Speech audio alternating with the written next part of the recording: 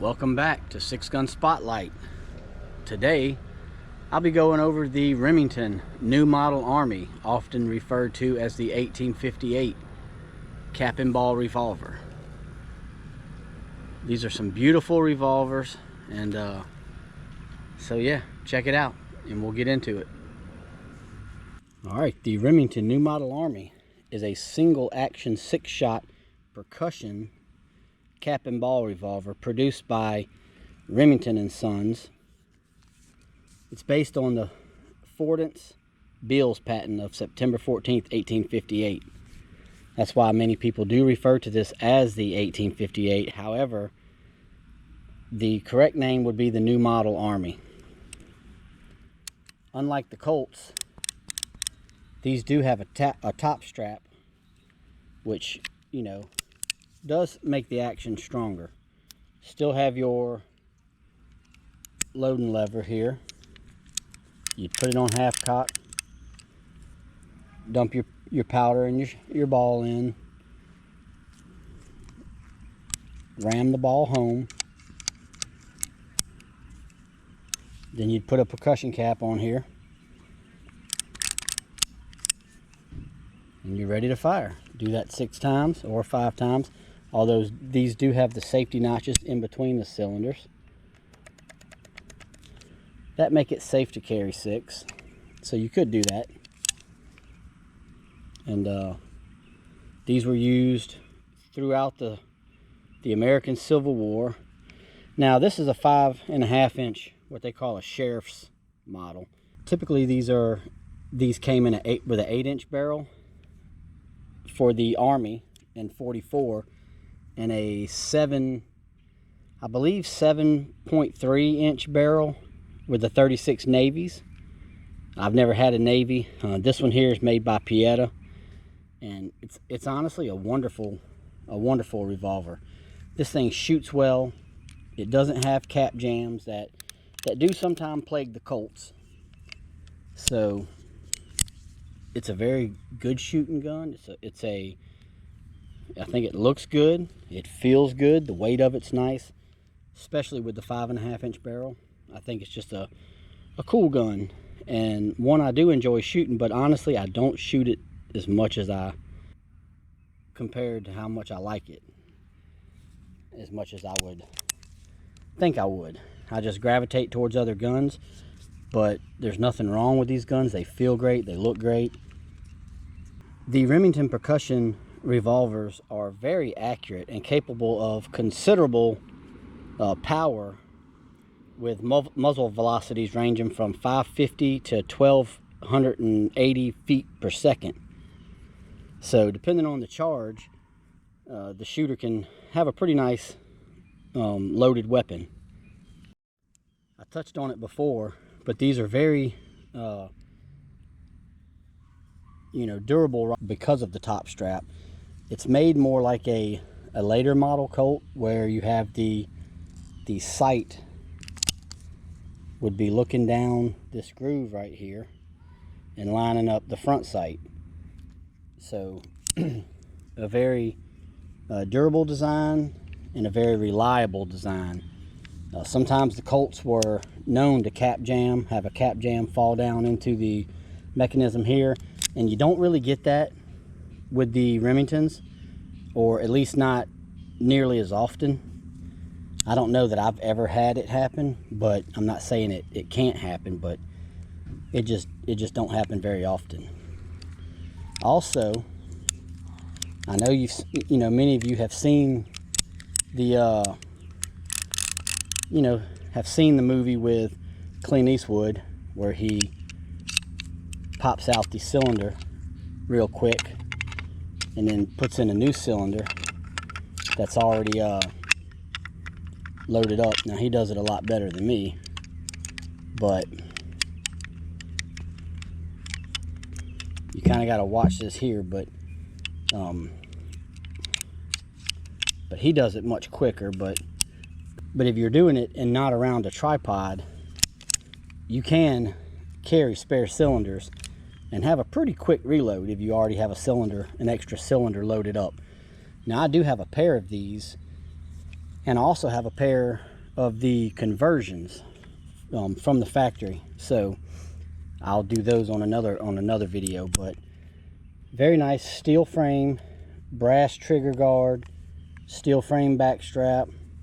So just a very durable design. I think the little touch of gold on the trigger guard is pretty nice. Gives these thing a very nice look. Pietta really knocked it out of the park on the fit and finish of these grips. Just a wonderful gun. In 1868, Remington did begin offering 5-shot metallic cartridge conversions of the revolver in 46 rimfire. Remington paid a royalty fee to Smith & Wesson, who was the owners of the Roll and White patent, and I believe they gave them $1 per revolver for every one made. So, you know, they had their conversions a good bit before Colt did for that reason, because they, you know, they hooked up with Smith & Wesson and got the, you know, the license to go ahead and produce the rear loading metallic cartridges that was based on the White patent. So now Smith & Wesson enjoyed that, I'm sure, because they got $1 per revolver. So it worked out for both of them. Remington was able to bring a rear loading metallic cartridge conversion to the market and kind of slide in there with Smith & Wesson as far as being able to offer those. And Colt didn't come on with that till a little bit later, once the patent expired.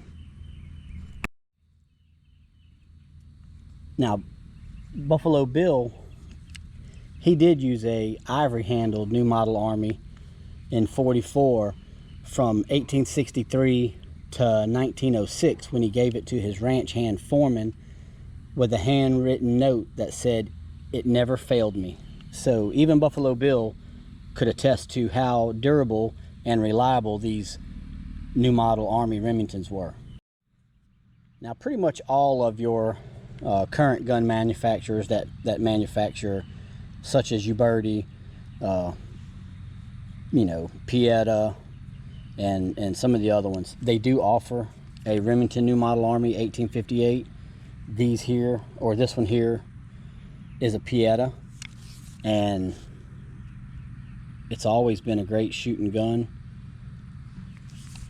I definitely need to get out and do some more shooting with this and make some videos of me actually shooting this. So now that I have it out, I haven't had it out of the safe in a while, but now that I do have it out of the safe, it does have me wanting to go shoot it some more. So maybe look for a shooting video soon of me shooting these New Model Armies along with the other one that I have, because I have a matched pair.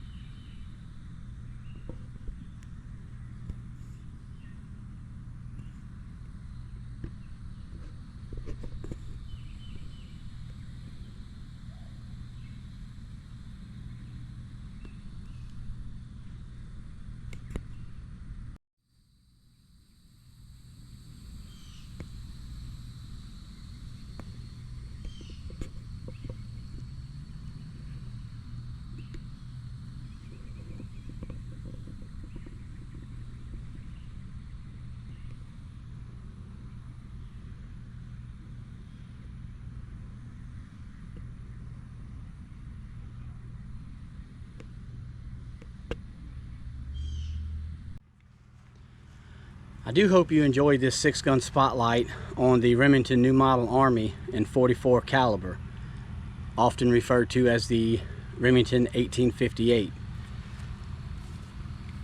These are some beautiful guns. Pietta really did a great job on reproducing this one. I had one with the 8-inch barrel. I prefer them with the 5.5-inch barrel.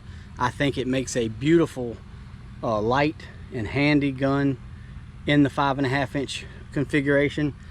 To me, I think the 5.5-inch on most guns is the perfect compromise between the shorter 4 3/4 and the longer 7.5 to 8-inch barrels.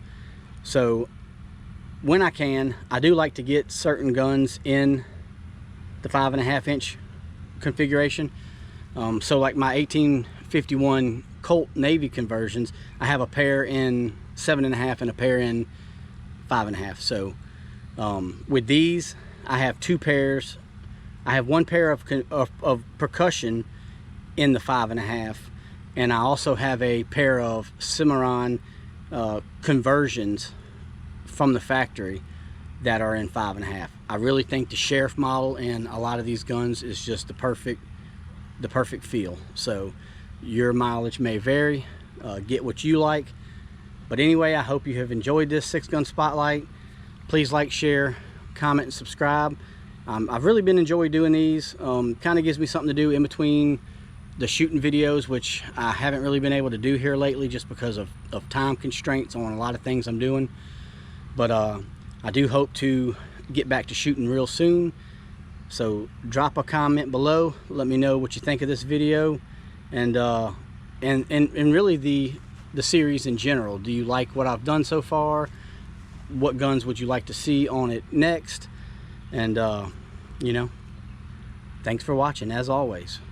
So we'll see you on the next one.